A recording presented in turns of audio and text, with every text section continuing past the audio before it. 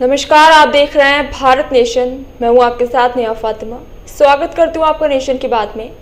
जालौन सदर उरई में समाज को दिशा देने का काम करता है रंगमंच, मगर जब रंगमंच कर्मियों की समाज में कमी होने लगे तो थिएटर इसकी भूमिका निभाते हैं और इसी तर्ज पर जनपद जालौन के मुख्यालय उरई मेडिकल कॉलेज के ऑडिटोरियम में एक नाटक का आयोजन किया गया। तृतीय निःशुल्क युवा रंग कार्यशाला 2024 के नाट्य संध्या समापन समारोह पर किया गया।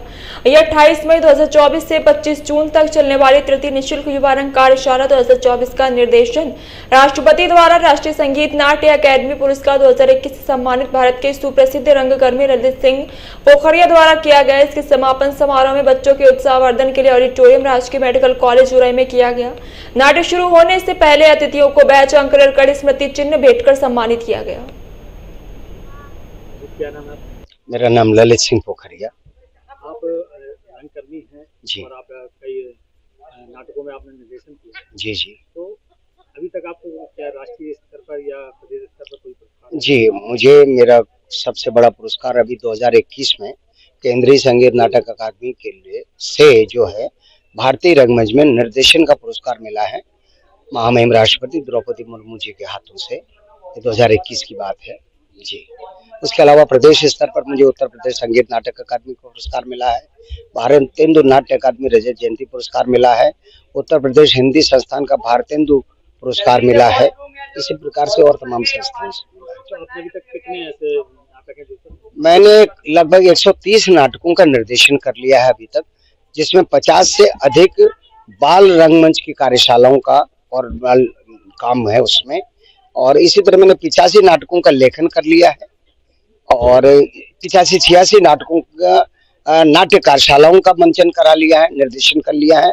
और करीब 85 नाटकों का लगभग 500 मंचन मैंने अभिनेता के रूप में किए हैं। अच्छा, आपके दिल में ऐसा कौन सा नाटक है जो सबसे ज्यादा आपको प्रिय रहा है? ये तो थोड़ा कठिन सवाल हो जाता है। हाँ, 3-4 नाटक ऐसे हैं जो काफी ज्यादा खेले गए हैं और जिसमें एक है मॉडल विहार, जिसमें मैं लिखा भी है मैंने और निर्देशन भी है और उसमें मैं 5 किरदारों को निभाता हूँ एक साथ।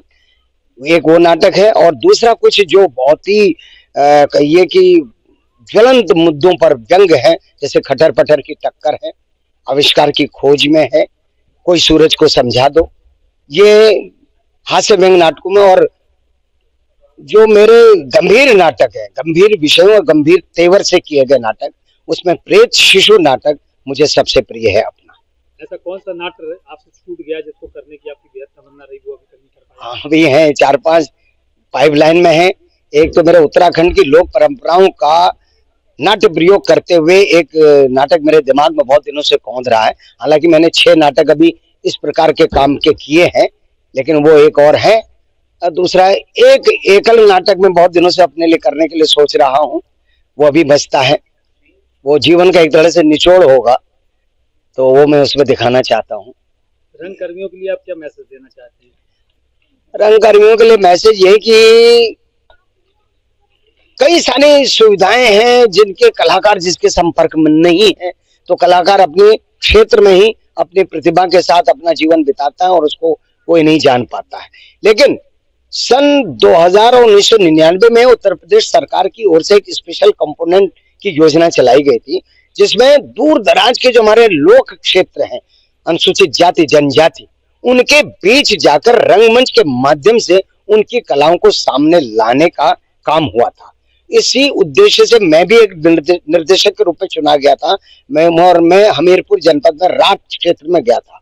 मैंने एक विशेष उसमें अपना उद्देश्य जोड़ा था कि लोक कलाकार इस मानसिकता में रहते हैं या जैसा उनके प्रति व्यवहार हुआ है कि वो तो बहुत पिछड़े हैं, उनकी कला तो बहुत निम्न दर्जे की है, वो तो गांव दूर दराज जंगलों की कला है, ये एक मानसिकता बनाई गई है। तो मैंने उन लोगों को ये बताने की कोशिश की, नहीं, आप भी उतने ही महान कलाकार हैं जितने शास्त्रीय स्तर के लोग होते हैं। तो आपकी भी एक अस्मिता, आपका भी गौरव उतना ही बड़ा है। तो आप अपनी कला के प्रति वो अस्मिता बोध, वो गरिमा बोध अपने भीतर पैदा करिए। वो कोई छोटी चीज नहीं है।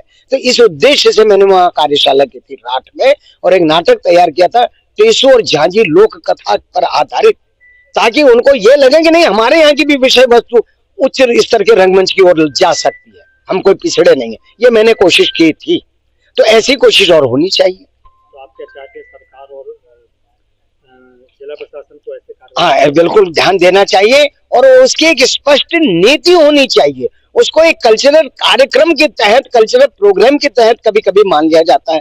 लोक संपदा से जुड़ी हमारी विधाओं को वो उतना ही नहीं है, उसके पीछे बहुत बड़ा सामाजिक मानवीय संवेदनात्मक आधार है। प्रकृति और जनमानस के बीच का संवेदनात्मक अंतर संबंध है। इसको समझकर इन कलाओं को प्रश्रय देना चाहिए, इनका विकास करना चाहिए, तब वो मानवीय गरिमा को प्राप्त होंगे। नहीं तो क्या है, एक आइटम बन के रह जाती हैं चीजें।